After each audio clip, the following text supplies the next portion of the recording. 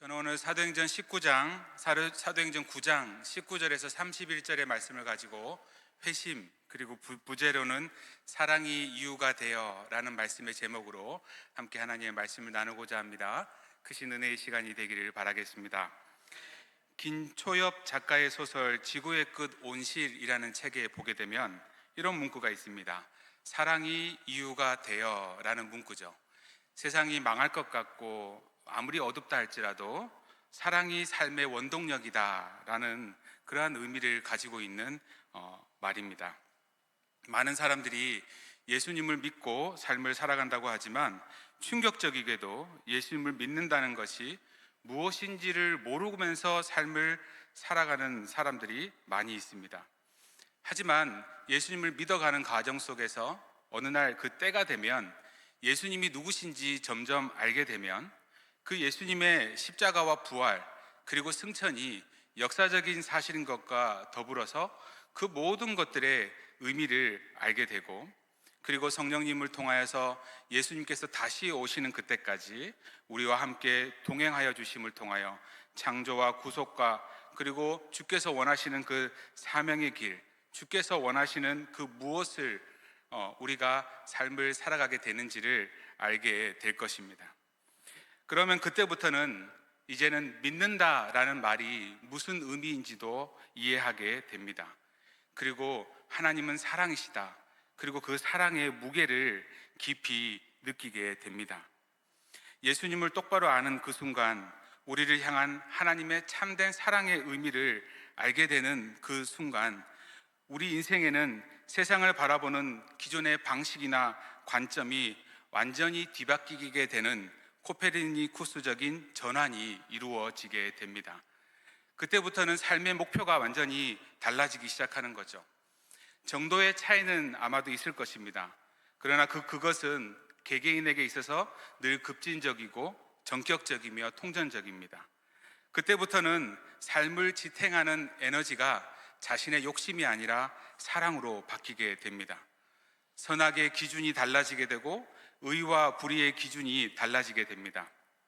무엇보다도 나를 중심으로 움직이던 이 모든 세상이 이제 사랑이신 하나님을 중심으로, 예수님을 중심으로 움직이는 세상으로 변화되기 시작합니다. 다시 말해서 하나님을 사랑할 줄 아는 사람이 되고 이웃을 사랑할 줄 아는 사람이 되며 자유와 정의와 평화를 사랑하고 긍휼과 연민이 가득한 사랑의 사람이 된다라는 것입니다. 즉 성경에서 말하는 인간의 의미를 다시금 그러한 인간의 의미를 잘 알아서 그러한 인간이 되고자 하는 욕망이 자기 자신을 압도할 때, 그때 우리는 진정한 그리스도인이 되었다라고 말할 수 있습니다. 그러면 그러한 그리스도인이 되었다라는 것, 그러면 그 길 위에 서 있다라는 것은 무엇으로 증명되겠습니까? 바로 사랑입니다. 모든 것이 사랑의 이유가 되어 있다라는 것이죠. 사랑하는 성도님 여러분, 우리 삶의 모든 원동력은 하늘로부터 부어지는 사랑임을 믿으시길 바랍니다. 그 사랑의 음성을 들을 수 있어야 됩니다. 그 사랑의 마음을 깨달을 수 있어야 합니다. 그래야 우리의 삶의 진정한 회심이 이루어진다라는 것이죠. 오늘 우리가 살펴보는 이 본문 가운데 사울이라는 사람이 나오는데요, 이 사울은 예수님을 만나기 전에 정체성은 그냥 종교인이었습니다. 스스로는 열정적이고 순수하게 하나님을 위해서 삶을 살아왔다라고 생각하지만, 그가 자신이 고백하길 자신은 예수님 만나기 이전에는 율법주의자였다라고 말을 합니다. 하나님의 은혜로 삶을 살아오는 줄 알았는데 그것이 아니었고 율법에 취해서 삶을 살아왔다라고 고백을 하죠. 그래서 율법의 기준만 놓고 본다면은 자신에게는 흠이 없다라고 하는 자긍심이 아주 강했습니다. 그래서 많은 유대교의 사람들은 그를 유대교의 정점이라고, 그리고 유대교의 미래라고 사람들은 말을 하였을 것입니다. 오히려 죽은 예수에게 자신의 전부를 걸고 그가 마치 살아있는 존재나 되듯이 충성하고 헌신하는 그러한 사람들, 그리고 그가 보낸 성령을 통해 어떤 고난도 감내하면서 이웃을 사랑으로 섬기는 사람들, 그러면서도 고난과 고통 가운데 기쁨과 평안을 고수하는 예수쟁이들을 이단으로 보았죠. 자신의 힘과 지혜로 살던 사울이 자기 자신이 정통이고 성령의 힘으로 삶을 살아가는 예수쟁이들은 이단으로 여긴 것입니다. 그래서 다메섹에 예수쟁이들을 잡으러 가던 중 아니었습니까? 그런데 다메섹에 거의 다 왔을 무렵 신의 저주를 받아 나무에 달려 죽은 줄만 알았던, 그렇게 생각해 왔던 예수를 부활한 실체로 만나는 사건이 우리가 살펴보는 본문 바로 앞에 나오게 됩니다. 예수님은 죽고 끝난 것이 아니었습니다.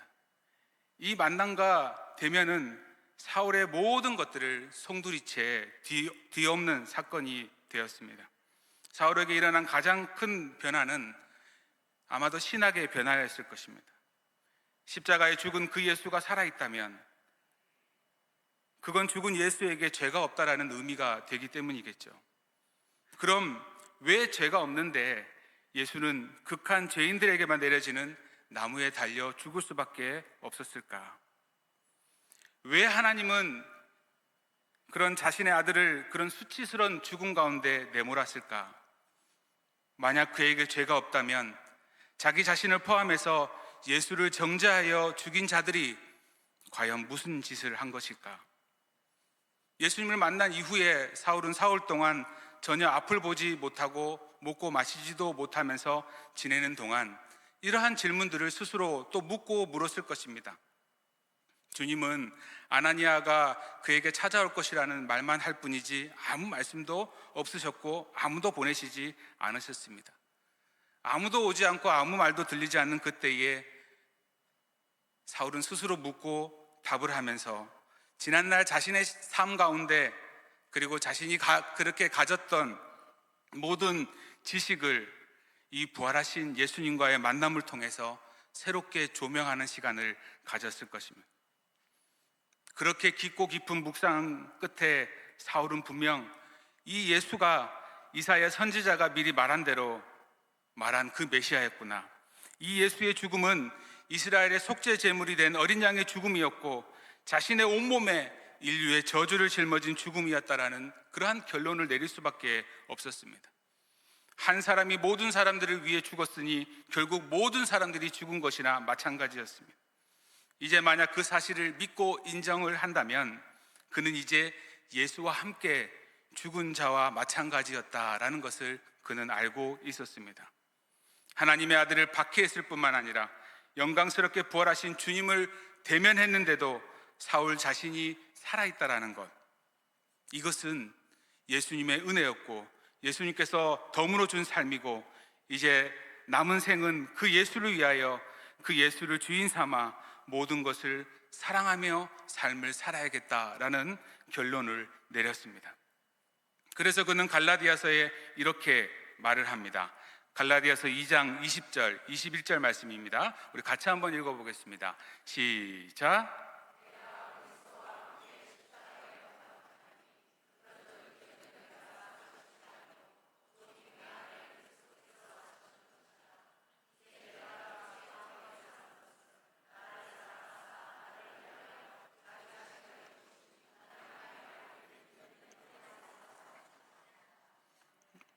내가 하나님의 은혜를 패하지 아니하노니 만일 의롭게 된 것이 율법으로 말미암으면 그리스도께서 헛되이 죽으셨느니라. 아멘. 주님과의 이 만나는 그 사건으로 사울이 얼마나 급진적으로 그리고 전격적으로 변하였는지를 시작하는 것을 알려주는 본문입니다. 어쩌면 우리가 박해자 사울의 이야기가 아니라 박해를 받은 그의 손에 죽은 스데반의 이야기를 읽고 있는 것은 아닌지 하는 착각이 들 정도로 지금 사울은 스데반이 걸어갔던 그 길을 그대로 걸어가고 있습니다. 박해자에서 박해를 받는 자로 그리고 사명자로 사울의 인생의 모든 것들이 완전히 변해버렸죠. 성경은 이것을 회심이라고 합니다. 디모데전서 1장 15절입니다. 우리 같이 한번 읽어보겠습니다. 시작. 미쁘다 모든 사람이 죄인을 구원하시려고 세상에 임하셨다 하였도다. 죄인 중에 내가 괴수니라. 그는 자신이 과거의 죄인 중에 괴수다라고 고백을 합니다. 지난날의 삶을 되돌아보니까 지난날의 자신의 삶이 너무나 호송세월하였던 것이죠. 그래서 그 모든 것들을 만회하려고 오히려 더 열심을 내어서 반대의 삶을 살았는지 모릅니다. 우리가 알고 있는 것처럼 바울이 그의 인생 가운데 소아시아와 그리스를 중심으로 1만 6천 킬로미터나 다니면서 복음을 전했습니다. 이 모든 것들도 자기의 열정으로 하지 않았어요. 9장 17절에 보게 되면 성령으로 충만하게 하시는 그 하나님의 은혜로 그러한 삶을 살아왔습니다. 사도들로 하여금 목숨의 위협을 두려워하지 않고 부활하신 예수님을 전하게 하였던 그 성령님께서 사울에게 충만히 임했던 것이죠. 그는 그 성령님을 의지하여서 사역을 했습니다. 그 성령님을 통해서 예수께서 명하신 대로 사랑하며 이렇게 사역을 하였습니다. 그분이 가라 하면 가고 멈추라면 멈추었습니다. 그간 자신이 쌓아왔던 모든 것들은 자랑거리로 여기지 않았습니다. 함께하는 성령님께서 사울이 모든 것들을 재해석할 수 있도록 새로운 관점을 주셨고 새로운 방향 전환을 해 주셨으며 시각 교정을 통해 성경을 새롭게 볼 수 있는 안목을 열어주셨고 이 땅에서 하나님의 일하심과 역사하심들을 볼 수 있게 하는 은혜를 베풀어 주셨기 때문입니다. 사울에게의 회심은 이렇게 완전하고 완벽하게 이루어졌지만 주변의 많은 사람들은 사울의 회심을 의심하였습니다.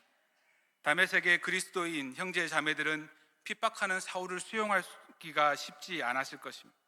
그의 회심을 믿기 어려웠습니다. 그간 자신의 친족들에게 행한 무지막지한 핍박하는 그 자를 용서하기란 쉽지 않았겠죠.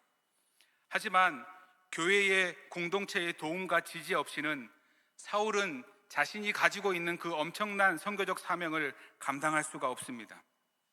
성경의 많은 역사들을 보게 되면 주님은 공동체와 상관없이 유능한 일꾼 하나만으로 충분하다라고 말한 적이 없습니다. 하나님이 사울에게 필요했던 것은 그의 탁월한 복음을 전하는 능력과 가르치는 은사가 전부가 아니었습니다. 하나님은 사울 자신이 공동체 안에서 하나님의 존재로 존재하기를 더 원하셨습니다. 그래서 우리가 올 한 해 오이코스 교회로 나아가는 이유도 이러한 이유와 같습니다. 그가 아나니아의 도움으로 눈이 열렸듯이 이제 공동체 안에서 한 명의 그리스도인으로 성장을 해야 하고 그리고 그 공동체 안에서 하나님의 나라를 누려야만 했습니다. 그래서 성경은 이렇게 얘기하죠. 19장 후반절에요. 제자들과 함께 며칠 있으세. 그가 탁월하게 성공적으로 복음을 증거했다라는 그러한 사역을 했다라는 말보다는 제자들과 함께 며칠 있을세라는 말을 합니다. 이는 새로운 사람들과 새로운 종류의 관계를 맺기 시작했다라는 것이죠. 그 며칠 동안은 이 사울이 그리스도 안에서 한 가족으로 지어져 가고 있다라는 것입니다. 공동체 안에서 사울의 회복이 이렇게 이루어졌다라는 것이죠. 그 공동체 안에서 회복을 이룬 사울은 이제 복음이신 예수 그리스도를 전합니다. 20절에요. 즉시로 각 회당에서 예수가 하나님의 아들이심을 전파하니 예수쟁이 유대인들을 색출하기 위해서 갔던 그곳에서 그리스도인들이 주장하는 바 그대로 그는 예수가 하나님의 아들이라고 선포를 하고 있습니다. 하나님의 아들이라고요. 스데반이 보았다고 한 하나님의 보좌 우편에 앉아 계신 그 영광스러운 그 아들이 예수님이었다라고 지금 그가 이렇게 고백을 하고 있습니다. 그가 그렇게 열심히 차단하려고 했던 그 메시지를 박멸하려고 했던 그의 가르침을 지금 그의 입술을 통해서 전하고 있지 않습니까? 그에게 다메섹 도상과 직가라 불리고 있었던 그 길에 있었던 한 유대인의 집은 어떻게 보면 사울의 신학을 새롭게 정립해 준 강의실이었고 그가 새롭게 태어난 분만실이지 않았겠습니까? 그가 즉시로 전도자의 삶을 시작했다라는 것은 그가 그간 침묵과 그리고 흑암 가운데 보냈던 그 사흘간의 묵상 그리고 유대인들과 함께하는 담에서 공동체와의 그 교제를 통해서 사울은 담대히 복음을 전할 만큼 예수 그리스도에 대한 복음의 모든 내용들이 정리되었음을 알 수 있습니다. 유대교회 회당에서 복음을 선포한 사울의 말을 듣고 회당의 유대인들은 이렇게 반응하죠. 듣는 사람이 다 놀라 말하되, 이렇게 듣는 사람이 다 놀랐다라는 것입니다. 그 말을 듣고 있었던 유대인들이요 자신의 눈과 귀를 의심하기 시작했습니다. 아니 재판장에서 피고인을 신문해야 될 검사가 도리어 피고인의 편에 서서 그를 변호하고 있는 그러한 모습을 보여주고 있습니다. 그의 입장의 변화, 신분의 변화, 태도의 변화가 가져올 그러한 파장을 사울이 몰랐을 리는 없었겠죠. 그가 이것을 말한다는 것, 그가 이것을 말함을 통해 얻게 될 그 대가를 그는 너무나 잘 알고 있었습니다. 그가 사흘 전에 그리스도인들에게 취급하려고 했던 그 취급을 이제는 자기 자신이 받아야 한다는 것도 더욱더 잘 알았습니다. 동시에 그가 지금까지 쌓아왔던 모든 것들을 다 버려야 했습니다. 예수를 하나님의 아들 그리스도라고 전하는 것 때문에 예수가 당한 그 고난이 이제는 자신의 몫이 될 거라는 것을 사울은 직감했습니다. 이제 예수를 위해서 하나님 나라의 사람으로 그 사랑의 힘으로 살기로 작정합니다. 예수의 힘으로 살아가는 그는 아무리 죽을 고생을 해도 죽지 않을 것이라는 확신이 있었습니다. 왜냐하면 그에게는 하나님이 주신 사명이 있기 때문이죠. 이방인과 임금들과 이스라엘 자손들에게 예수의 이름을 전하게 하려고 하나님께서 몸소 택한 그르심을 그는 잊지 않고 있었기 때문입니다. 이렇게 사람들이 놀랍고 당황스러운 반응을 보이자 사울은 위축된 것이 아니라 오히려 더 고무되었습니다. 22절 말씀에 사울은 힘을 더 얻어 예수를 그리스도라 증언하여 다메섹에 사는 유대인들을 당혹하게 하느니라. 힘을 더 얻었다라는 것은 사울이 육체적인 기운을 차렸다라는 것일 수도 있지만 말씀을 더욱더 힘있게 전했다라는 것입니다. 앞에서는 예수가 하나님의 아들이라고 말했는데 이제는 예수가 그리스도다, 메시아다라고 전하고 있습니다. 사울은 당시 유대교의 선두주 이렇게 가장 앞선 자였고 존경받을 만한 율법 교사였으며 철두철미한 바리새인 중에 바리새인이었습니다. 그런 그의 입 가운데 이런 말이 나왔다라는 것, 그러니 유대인들은 더 이상 반박할 말을 찾지 못한 채 이를 갈고 있습니다. 사울이 예수를 그리스도라 증언하였다라고 하는 이 증언은요, 이런 겁니다. 무언가를 타당함을 입증하기 위해서 사실들을 결합하여서 증명하였다라는 것입니다. 증명하였다. 사울이 그가 자신이 알고 있었던 구약의 많은 내용들이 있지 않습니까? 그간 자신이 알고 있었던 많은 지식을 바탕으로 사울은 예수가 그들이 기다리던 메시아라는 사실을 증명하니 유대인들이 당혹해 한다라는 것입니다. 그들은 이전의 사울과 같이 그들의 생각이 깨어지지 않습니다. 그들은 예수가 메시아라고 절대 그럴 수 없다라고 여깁니다. 왜냐하면 그들은 그들은 메시아가 이 땅 가운데 오게 된다면 세상이 곧 끝날 것이라고, 악인들은 다 심판을 받고 모든 것들은 예루살렘 중심으로 모여서 이방인들은 다 제거하게 될 것이고 성전은 새롭게 될 것이라고 기대했는데 왜 그대로이고 로마도 그대로이고 성전도 새롭게 되지 않았는데 어떻게 예수가 메시아가 이렇게 될 수 있느냐고, 그렇게 말을 할 수 있느냐고 당황하고 당혹해 하는 것이죠. 23절에 여러 날이 지나매 유대인들이 사울 죽이기를 공모하더니, 여기서 여러 날이 지나매라고 하는데요, 많은 날이 지났다라고 해석을 해야 됩니다. 갈라디아 1장을 보게 되면 이 기간이 3년이라는 것을 알 수 있는데요, 갈라디아서 1장 15절에 보게 되면 그러나 내 어머니로부터 나를 택정하시고 그의 은혜로 나를 부르신 이가 그의 아들을 이방에 전하기 위하여 그를 내 속에 나타내시기를 기뻐하셨을 때에 내가 곧 혈육과 의논하지 아니하고 또 나보다 먼저 사도된 자들을 만나려고 예루살렘으로 가지 아니하고 아라비아로 갔다가 다시 다메섹으로 돌아갔노라. 그 후 3년 만에 내가 게바를 방문하려고 예루살렘에 올라가서 그와 함께 15일을 머무는 동안 주의 형제 야고보 외에 다른 사도들을 보지 못하였느니라. 그가 아라비아에서 3년이라는 시간을 보냈다라고 말하고 있지 않습니까? 그러면 이 아라비아라는 곳은 어디겠습니까? 고린도후서 11장을 보게 되면 그 실마리를 찾을 수 있는데요, 32절에 고린도후서 11장 32절에 다메섹에서 아레다 왕의 고관이 나를 잡으려고 다메섹 성을 지켰으나 나는 광주리를 타고 들창문으로 성벽을 내려가 그 손에서 벗어났노라. 여기에 등장하는 아레다 왕은요, 그 지금 말하고 있는 아라비아 땅입니다. 아라비아, 그러니까 수리아 남쪽에 있었던 나바테아 왕국의 아레다 왕 4세입니다. 그 고관은 그 나라의 총독이죠. 다메섹이라는 동네가 아라비아 접경에 이렇게 붙어 있었고, 그리고 나바티아 왕국의 관할 아래에 있었습니다. 왜 나바티아 왕국의 아레다 왕이 다메섹에 있는 사울을 잡으려고 자기 신하에게까지 명령을 했는지를 우리가 곰곰이 생각해 보면, 사울이 아라비아에 있는 가운데서도 아마도 왕성한 복음 활동을 했다라는 것을 우리는 추측할 수 있습니다. 그 복음을 전하는 활동은 성공적이었겠죠. 왜요? 그 지역을 총괄하는 한 나라의 왕의 눈에 위협적으로 비칠 만큼이었기 때문입니다. 그래서 다메섹으로 가 있는 사울을 이렇게 잡으라고 한 것입니다. 사울을 향한 살해 의지가 얼마나 강했는가 하면요, 방금 읽었던 것처럼 밤낮으로 성문까지 지켰다라고 말하고 있어요. 본문 가운데 유대인들은 사울을 죽이기로 공모를 합니다. 그런데 이러한 계교가 사울에게 알려지게 됩니다. 9장 23절부터요 같이 읽어보겠습니다. 시작. 그 계교가 사울에게 알려지니라.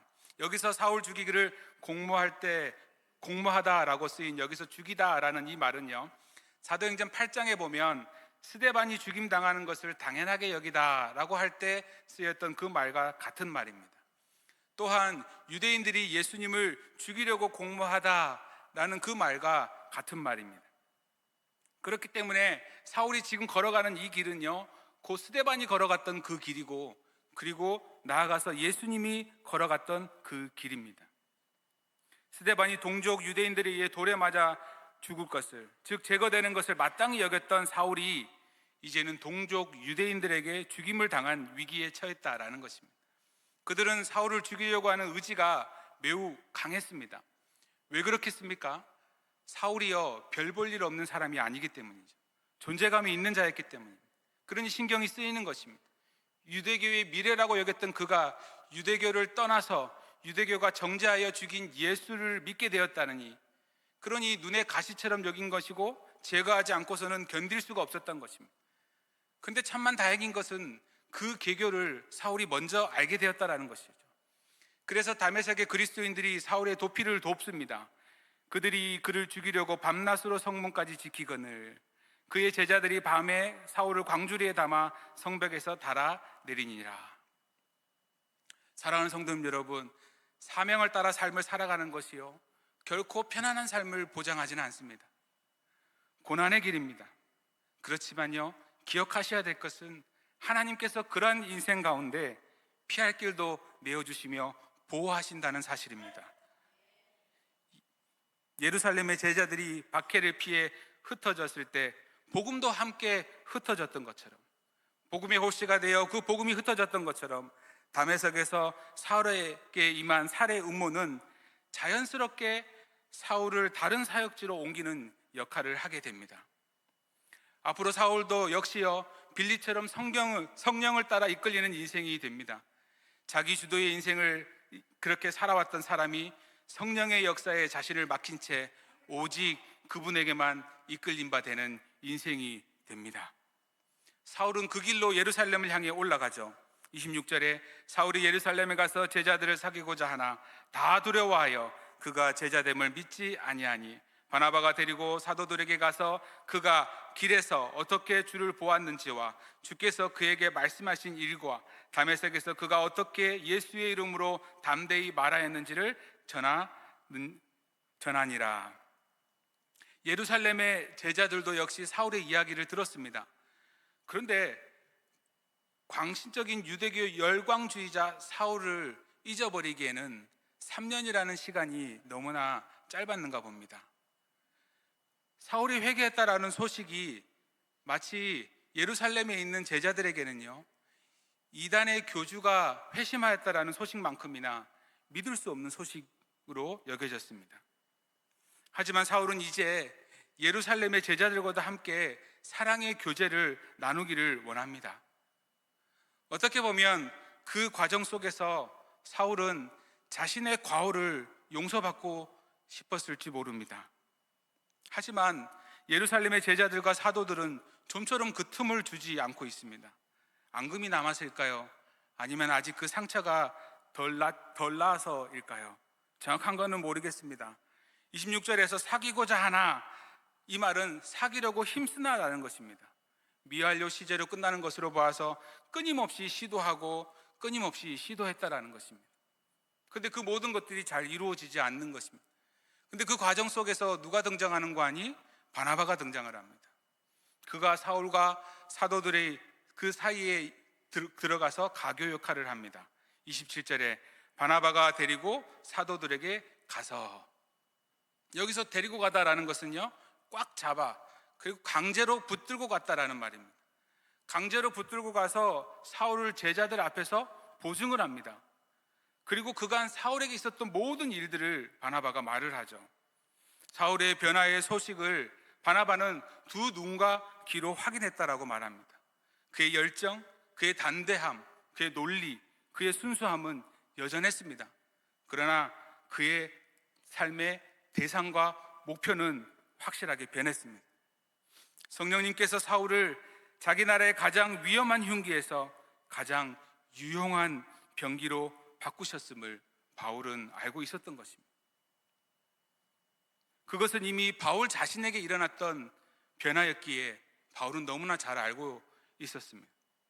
하나님의 놀라운 사랑의 감격은 이루 말할 수 없는 것이죠. 그래서 그의 회심을 믿어주지 않는 사도들 앞에서 바나바가 자신이 발을 벗고 나서서 변호를 합니다. 바나바의 중재의 결과가 어떻게 되었습니까? 사도들이 제자들과 함께 있어 예루살렘에 출입하며, 예루살렘의 제자들은요, 다메섹의 제자들처럼 그를 환대해 주었습니다.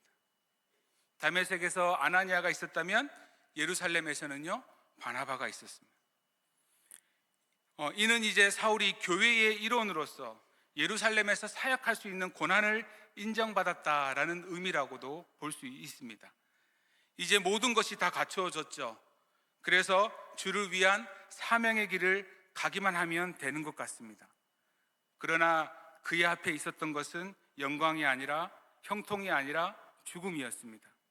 사울은 유대교와 그리스도교 둘 다를 알고 있는 유일한 석학이지 않습니까? 그렇기에 유대교인들이요, 이길 수가 없는 거예요. 그래서 선택한 방법은 죽이려고 힘쓰는 것입니다. 스데반의 변증을 듣고도 회개하려고 하지 않았던 그들이 이제는 사울을 죽이려고 합니다.